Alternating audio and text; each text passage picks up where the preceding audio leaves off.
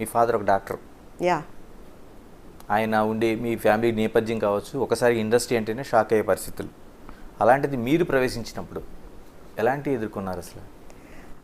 గొప్ప మాట ఏంటంటే అండి, I'm a daughter of doctors and మొత్తం మా ఇంట్లో అంతా మెడికలే. నేను ఇండస్ట్రీకి వచ్చినప్పుడు ఓన్లీ నాకున్న క్వాలిఫికేషన్ ఏంటి అంటే ఐఎమ్ ఏ డాన్సర్.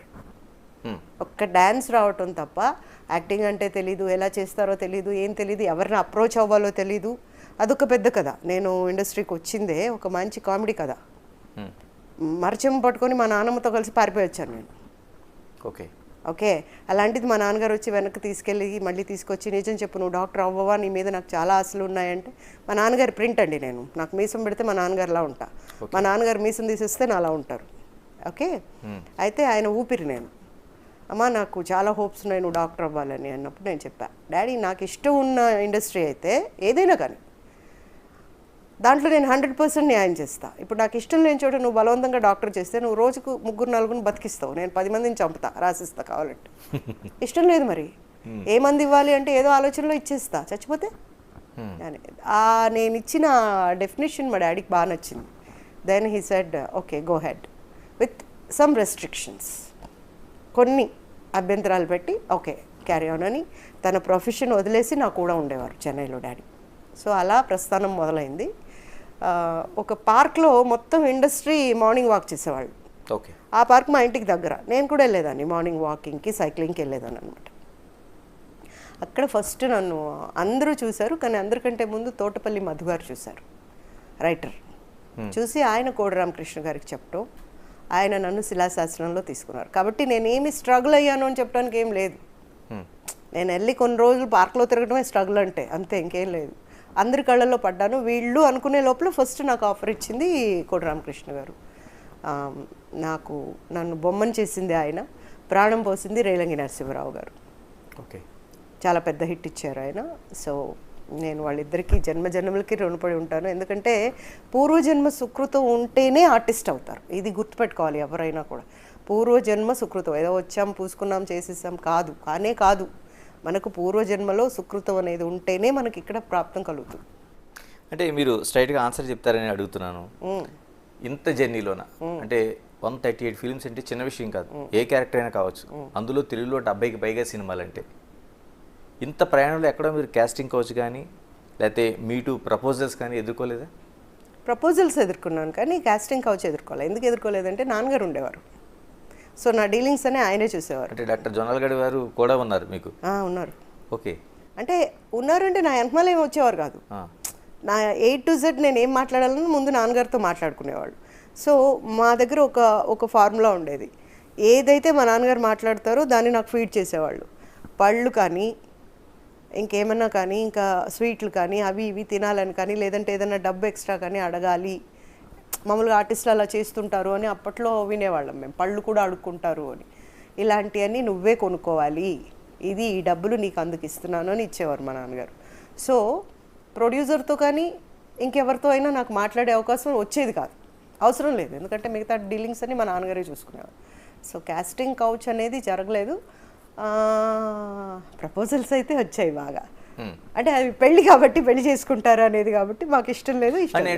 పెళ్లి కోసం అనేది మాట్లాడుకోవాల్సిన అవసరం లేదు. మన ఇండస్ట్రీలో మీటూ అనేది ఎక్కడికో వెళ్ళిపోయిన పదం అది. అవును, బట్ అలాంటిది ఏమి నా లైఫ్లో జరగలేదండి, దేవుడి దయ వల్ల.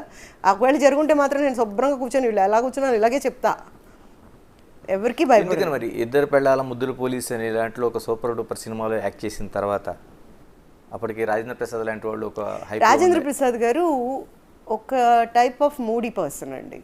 And when he likes person heal give a Boost. Okay, ఆయనకు పద్ధతి నచ్చాలి, అంటే ఆయన అనుకున్న పద్ధతి నచ్చాలి ఆయనకి. అలా లేనప్పుడు వాళ్ళని ఆయన ఇష్టపడరు సినిమాల్లో పెట్టుకోవటానికి.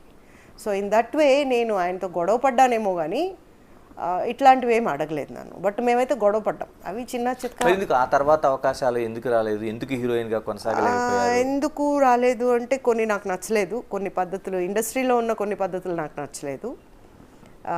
విచ్ ఆర్ అంటే మనిషి ఇదికే ఉండాలి, ఇది చేస్తేనే అవకాశం. మీరు చెప్పారు కదా పక్క కావాలి, పక్క ఉంటేనే అవకాశం వస్తుందా, ఇలాంటివి ఏమన్నా ఆలోచన వచ్చినా అందుకే నాకు రావట్లేదేమో అన్నప్పుడు ఓకే నేను ఒక యాక్ట్రెస్ని, నాకంటూ ఇంట్రెస్ట్ ఉండాలి, నేను చేయాలి. హాలీవుడ్ కాకపోతే బాలీవుడ్, బాలీవుడ్ కాకపోతే టాలీవుడ్, ఇట్లా ఏదో ఒక వుడ్లోకి పోయి చేస్తాం. అంటే అవకాశం రావాలంటే తప్పు చేయాల్సిన అవసరం లేదు అనేది నా పద్ధతి అండి. ఆ విషయంలోనే నేను కొంచెం బాగా రఫ్ అండ్ టఫ్. అందుకని పూజిత ఇంకా తర్వాత హీరోయిన్గా కొనసాగలేకపోయారు. Yeah, rough and tough. నేను అలా కాదు అని భీష్మించు కూర్చున్నాను, అలాగే ఉన్నాను. కానీ ఒక లెవెల్కి వచ్చి ఆగిపోయాను. మంచి ఆర్టిస్ట్ అన్న పేరు తెచ్చుకున్నాను, అది చాలు నాకు. ఇప్పుడు 100 సినిమాలు తెచ్చుకున్న తర్వాత అద్దా అంటారు, అది అంటారు, లేదంటే ఒక తప్పుడు మాట వేసి మాట్లాడుకుంటారు. ఆ లిస్ట్లో మనం లేనందుకు ఐఎమ్ వెరీ హ్యాపీ అండి. సో నాకు పొగరు ఎక్కువ అంటారు. అఫ్ కోర్స్ నేను రావడానికి 3 అడుగులు ముందు పొగరు వస్తుందంట. నాకు అనిపించలేదు, మరి వాళ్ళకి కనిపించిందంట. So it's good. My character చెప్తున్నారు వాళ్ళు, నా క్యారెక్టర్ నాకు పొగరు అనేది. Of course I agree. Yes, నాకు పొగరు ఉంది, నేను పొగరుమవుతున్నాయి, నేను ఇంతే, ఇంకా మారను. అవకాశాలు రాలేదు అంటే అవకాశం అనేది ఆర్టిస్ట్కి ఉన్న టాలెంట్లో చూడాలి, తన పర్సనాలిటీలోనో పర్సనల్లోనో చూడకూడదు. తప్ప ఎందుకు చూస్తుంది ఇండస్ట్రీ అంటే పర్సనాలిటీ అంటే నాకు ఇప్పుడు అవకాశాలు లేదు అంటే నేను తెగబడిపోతాను అని వెయిట్ చేస్తుంటారు. They wait for the opportunities. Okay okay, ఈ అమ్మాయి ఇప్పుడు మూమెంట్ లేదు కాబట్టి నా దగ్గర అవకాశం ఉంది, నేను ఇస్తాను కాబట్టి ఈ అమ్మాయి ఏమైనా చేయగలదు. ఈ అమ్మాయి ఏమీ చేయదు, అందుకే ఇక్కడే ఉంటుంది. అందుకే తొక్కేసారా పూజితని?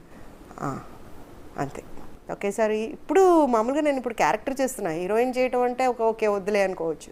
క్యారెక్టర్ చేసినప్పుడు కూడా నాకు అవకాశాలు రాలేదు. ఈ రోజుకి ఇంకా అవకాశం రాలేదు నాకు. నేను మాలో ఎగ్జిక్యూటివ్ మెంబర్, మా వాళ్ళందరూ చెప్తుంటారు ఈ అమ్మాయి బాగా పనిచేస్తుంది, మన దీంట్లో అయినా కూడా మాట్లాడుతుంది, మంచి అమ్మాయి అని అంటున్నారు. బట్ ఇవన్నీ క్వాలిఫికేషన్స్ ఒక అవకాశం రావడానికి రావట్లా, పని చేయలేం. నా అప్లికేషన్లో ఇవన్నీ నిండిపోయి కావాల్సిన దానికంటే 100 ఎక్కువ వచ్చాయి, 100 మార్క్సే రావాలి. నాకు 200 మార్క్స్ వచ్చినాయి, అయినా కూడా నా క్యారెక్టర్కి నేను ఫిట్ కాదు, నాకు రాలేదు అవకాశం ఇండస్ట్రీ నుంచి. నేనేం ఫీల్ అవును. నాకు ఈరోజు బుల్లితెర భోజనం పెడుతుందండి, గ్రేట్గా చెప్తాను. బుల్లితెర పిలిచి పంచభక్ష పరిమాణాలతో నాకు అన్నం పెడుతుంది. ఒకరోజు ఐ థింక్ సో 94లో ఆయన ఒక రెడ్డి గారు ఉండేవారు, ఏ ఫంక్షన్స్ ఉన్నా ఆయనే తీసుకెళ్ళేవాడు. ఇక్కడ ఒక ఇంటర్వ్యూ పెట్టినప్పుడు, ఏమండి పూజిత గారు మిమ్మల్ని అప్పుడు ఇదే కదా ఉండేది, దూరదర్శన్ ఉండేది, మిమ్మల్ని టీవీలో సీరియల్లో చూడాలనుకుంటున్నాం అన్నారు. నా ఎక్స్ప్రెషన్ చూడండి, టీవీయా ఏం మాట్లాడుతున్నారు, ఐఎమ్ బిగ్ స్క్రీన్లో నేను హీరోయిన్ని, నన్ను పట్టుకొని దూరదర్శన్లో టీవీ చేయమంటారు. బుల్లితెర కాబట్టి ఎక్స్ప్రెషన్ చూడండి ఎంత అసహ్యంగా పెట్టాను నేను. బట్ ఈరోజు చెప్తాను, నేను అన్న మాట తప్పు, నేను వెనక్కి తీసుకున్నాను ఎప్పుడో, వెరీ లాంగ్ బ్యాక్. ఈరోజు నాకు అన్నం పెడుతుంది బుల్లితెరండి, పిలిచి పెడుతున్నారు. నేను చేస్తున్న క్యారెక్టర్స్ నవరసాలు ఉన్నవి, ఏదో చిన్న క్యారెక్టర్ కూడా కాదు. హీరో హీరోయిన్ ఒక ట్రాక్ అయితే నా ట్రాకే ట్రాక్, ఓకే, వెరీ ఇంపార్టెంట్, అలా వెళ్తుంది. So I'm very greatly thankful to my producers and directors and channel people, whoever they are. ఈ రోజుకి ఇంకా నన్ను అనుకుని తీసుకున్నారు. మరి ఎందుకని సినీ ఇండస్ట్రీ నన్ను అనుకుని తీసుకోలేదు? నేను ఇండస్ట్రీలోనే ఉన్నాను కదా, చూడటానికి బాగానే ఉన్నాను కదా, మరి ఎందుకు తీసుకోలేదు? ఎక్కడెక్కడి నుండో తెచ్చుకుంటున్నారు, ఫ్లైట్ వేస్తున్నారు, 5 స్టార్ హోటల్ ఇస్తున్నారు, 2 అసిస్టెంట్ డైరెక్టర్లు ఇస్తున్నారు, ఒక ప్రాంప్టర్ని ఇస్తున్నారు. ఇంతమందిని ఇచ్చి ఇంత బడ్జెట్ వాళ్ళకి పెట్టి ఇంత బడ్జెట్ వాళ్ళకి ఇచ్చి తెచ్చుకునే బదులు ఇక్కడ చాలామంది భోజనానికి లేకుండా ఉన్నారు.